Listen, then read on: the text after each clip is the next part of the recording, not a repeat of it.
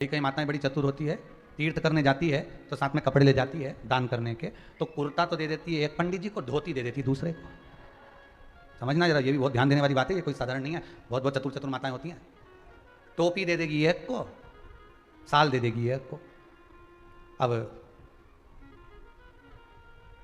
उसके मन में आया कि मैंने देखो कितना जोरदार पुण्य कमाया, मैंने सबके दिया। बोले पंडित जी ने दिया क्यों दिया? अब पंडित जी ने बोलते हो हमें तो धोती मिली है, ये तो कुर्ता मिला, इसके तो ये सामान मिला, इसको इसको ये मिला, तो ये, पर ये शास्त्र विमुख है। वस्त्र देना है तो पूर्ण दो। कैसा वस्त्र दो? पूर्ण। सुहागन स्त्री को, सौभाग्यवती नारी को अगर वस्त्र देना है तो पूर्ण वस्त्र देना चाहिए। कभी साड़ी दे दी और चोली का कपड़ा नहीं दिया तो वो श्रेष्ठ नहीं है। अब कई कई माताएं तो कहती हैं गुरुजी साड़ी में ही आजकल वो कपड़ा लगा लगाया आता है, भले लगा हुआ आता है पर साड़ी में सिला हुआ होता है, वो बना हुआ होता है, उसको अलग करना पड़ेगा। तो या तो तुम उसको पहले अलग करके लाओ फिर दो। पर कभी भी सौभाग्यवती नारी को एक वस्त्र मत दो, एक वस्त्र कभी नहीं देना है। पहले भी हमने एक बार कथा में कहा था, आज फिर कहते हैं, जो ये आप लोग एक नया पैटर्न लेकर आए हो ना, एक नया तरीका लेकर आए हो कि जैसे करवा चौथ का उद्यापन करा, तीज का उद्यापन करा, छठ का उद्यापन करा, या कोई भी उद्यापन माताएं करती है ना सोमवार वगैरह का, तो टीकी का पत्ता रख देती है, बिंदी रख देती है, सामान रख देती है, उसमें एक ब्लाउज का पीस रख देती है।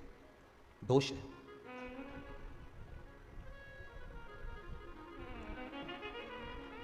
फिर माताएं कहती है कि हमको दुख क्यों झेलना पड़ रहा है, हमको ये कष्ट क्यों आया, हमने तो उद्यापन अच्छे से करा, हमने तो ये उद्यापन बहुत अच्छा करा था, फिर भगवान ने हमारे साथ ऐसा क्यों किया, किस लिए किया? उसका दोषी परमात्मा नहीं, उसके दोषी आप हो। आपको अगर वस्त्र देना था तो वस्त्र पूर्ण दो देना था। एक अकेला वस्त्र तो जब जीव के प्राण छूटते हैं तभी जाता है। अगर आपको ब्लाउज पीस देना है तो पहले उसको, उसके साथ में एक जो हाथ में बांधने वाली मोली होती है, लच्छा होता है, पहले एक हाथ की मोली उसके अंदर रखो ब्लाउज पीस के साथ में, तो वो दो वस्त्र हो गए। तो एक नहीं कहलाएगा, फिर वो दो हो गए। पर माताएं पॉलीथीन में जब पैक करती है ना, पॉलीथीन में जमा लेती है, उसमें टीके का पत्ता रख लेगी, वो लगाने की रख लेगी, कुंकू रख लेगी, सब कुछ रख लेगी, पर वस्त्र एक रखेगी। उसमें मोली नहीं रखती है, कलेवा नहीं रखती, उसमें नाड़ा नहीं रखती, उसमें वो शुभ सूचक नहीं माना गया। सौभाग्यवती स्त्री को अगर आप भोजन कराकर वस्त्र का दान कर रहे हो तो एक वस्त्र कभी सौभाग्यवती को नहीं जाता। वस्त्र जाते हैं तो दो दो, पांच दो, ऐसे वस्त्र बढ़ते हैं महाराज। लहंगा है, वस्त्र आदि के, रुमाल आदि के, ऐसे 5 वस्त्र करे जाते हैं। यहाँ तक आज तक का प्रमाण है महाराज जी कि ये जो आप लोग जो रबड़ बैंड वगैरह देते हो ये अपनी जगह पर है, पर शास्त्र रीति तो यहाँ तक कहती है कि जो पहले साटन चलता था चोटी को गुथने के लिए, उस साटन की भी महत्वता थी महाराज। भविष्य पुराण को उठाइए और भविष्य पुराण को उठाकर देखिएगा, कभी मौका मिल जाए आपको, आपके पास में अगर भविष्य पुराण की किताब हो, पोथी हो, पुराण हो, तो उसको पढ़कर देखना एक बार। उसमें वर्णन आता है कि 5 वस्त्र में वो साटन भी गिना जाता स्त्री के। कारण क्या था? तो कहते हैं जो साटन का दान देते थे, रिबिन उसको कहते हैं, साटन का रिबिन बोलते हैं उसको, तो उसका जब दान देते थे तो जो परिवार टूट रहा होता था, जिसके परिवार में सास बहू देवरानी जेठानी की लड़ाई होती थी, परिवार टूट रहा है, विभाजन की ओर चले जाता है, तो साटन का दान करने से परिवार जुड़ जाता था, इसलिए साटन दिया जाता था। अब आज के समय में तो कौन दे, फैशन है महाराज, थोड़ा वीआईपी चीज दो, तो भगवान भी कहे वीआईपी में जा, भगवान भी करते वीआईपी, चलो चल।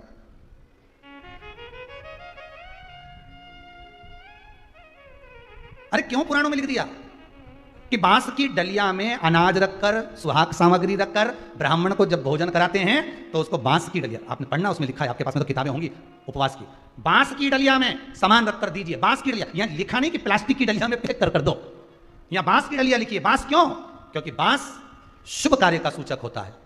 जब विवाह होता है तो बांस का मंडप लगता है, शुभ कार्य का सूचक होता है। बांस वंश की वृद्धि करता है।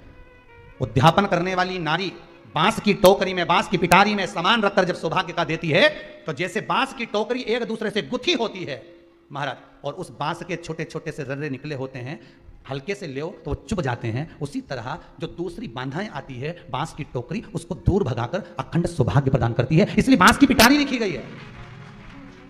उद्यापन में प्लास्टिक की पिटारी नहीं लिखी है, प्लास्टिक की कोई डलिया नहीं लिखी है। ये तो फैशन की बात है, बांस की लाएंगे, कौन घर में यूज करे नहीं करे, तो फिर तो तुम्हारा मन है, आगे मर्जी आपकी। अब यूज करे कि नहीं करे तो एक काम करो ना, शंकर भगवान के दूध चढ़ाएंगे, भगवान यूज करे कि नहीं करे तो रबड़ी बना के चढ़ा दो, जा, तो तुम्हारे ऊपर है। पर जो नियम है शास्त्र के, वो नियम हमारे यहाँ उद्यापनों में मिलते हैं, वो नियम हमारे यहाँ शास्त्रों में मिलते हैं, उस नियम से चलिए, उस नियम को धारण करते हुए चलिए।